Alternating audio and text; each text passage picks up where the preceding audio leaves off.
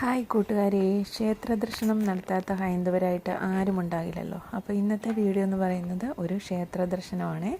നമ്മുടെ ആറ്റുകാൽ അമ്മയുടെ അടുത്തേക്കാണ് ഇന്നത്തെ നമ്മുടെ യാത്ര. ഈ ക്ഷേത്രം സ്ഥിതി ചെയ്യുന്നത് തിരുവനന്തപുരം നഗരത്തിലാണ്. ആദിപരാശക്തിയായ ശ്രീ ഭദ്രകാളിയാണ് ആറ്റുകാലമ്മ എന്ന് അറിയപ്പെടുന്നത്.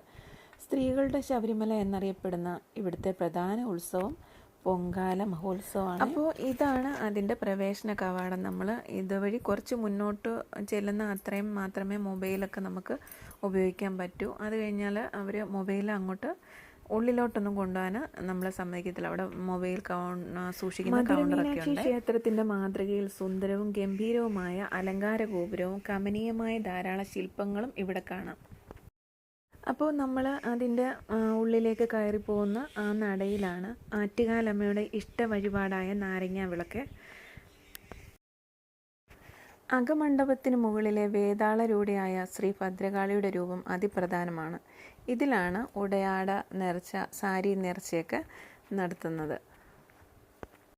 ഗണപതി, മുരുകൻ എന്നിവരുടെ രൂപവും ഭഗവതിയുടെ ഇരുവശത്തായി കാണപ്പെടുന്നു.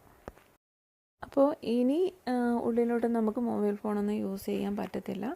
പിന്നെ ഞങ്ങളങ്ങനെ അമ്മയെ കാണാനായിട്ട് ക്യൂവിൽ നിൽക്കുമ്പോൾ നല്ല തിരക്കുണ്ടായിരുന്നു. ക്യൂവിൽ അരമണിക്കൂറോളം നിൽക്കേണ്ടി വന്നു. അങ്ങനെ ഞങ്ങൾ അമ്മയെ തൊഴുത് ഇറങ്ങിയതിന് ശേഷമുള്ള കുറച്ച് വീഡിയോകൾ കൂടെ ഇതിൽ ഉൾപ്പെടുത്തിയിട്ടുണ്ട്.